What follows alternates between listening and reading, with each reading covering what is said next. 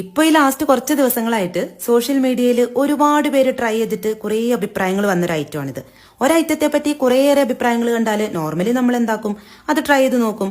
ശരിക്കും പറഞ്ഞാൽ ഇതിന്റെ വെറൈറ്റികളുടെ ഒരു തരംഗം തന്നെയാണ് ഇപ്പോൾ. ഉണ്ടാക്കി ടേസ്റ്റ് ചെയ്തപ്പോൾ നമ്മുടെ കാസർഗോഡുകാർ പറയും പോലെ അതിനെന്തോ ഒരു പാങ്ങ്. അപ്പൊ അതിനായിട്ട് കുറച്ച് മാത്രം ചിക്കൻ എടുക്കുക, അതിലേക്ക് മഞ്ഞൾപ്പൊടി, മുളക് പൊടി, ഉപ്പിട്ട് മാരിനേറ്റ് ചെയ്ത ശേഷം കുറച്ച് വെളിച്ചെണ്ണ എടുത്ത് ഒന്നങ്ങ് വറുത്തെടുക്കുക. അതേ പാനിലേക്ക് ഒരു 5-6 വറ്റൽമുളക്, വെളുത്തുള്ളി, ചെറിയ 2 കഷ്ണം ഇഞ്ചി, ചുവന്നുള്ളി ഇത്രയിട്ട് വഴറ്റിയ ശേഷം കുറച്ച് തേങ്ങയും ഒരു നുള്ളു പെരിഞ്ചീരകവും ചെറിയൊരു പീസ് മാത്രം പുളിയും പിന്നെ നമ്മുടെ കറിവേപ്പിലയിട്ട് ഒന്നങ്ങ് ചൂടാക്കിയ ശേഷം മാറ്റിവെക്കാം. ഇനി ആദ്യം എന്ത് ചെയ്യണം, ചിക്കൻ ഒന്ന് മിക്സി ജാറിലിട്ട് ക്രഷ് ചെയ്തെടുക്കാം. എന്നിട്ട് അത് മാറ്റിയിട്ട് തേങ്ങയുടെ മിക്സിലേക്ക് കുറച്ച് ഉപ്പും കൂടി ഇട്ട് അതും ഒന്ന് ക്രഷ് ചെയ്തെടുക്കാം. എന്നിട്ട് രണ്ടും കൂടി നന്നായി മിക്സ് ചെയ്തെടുക്കാം.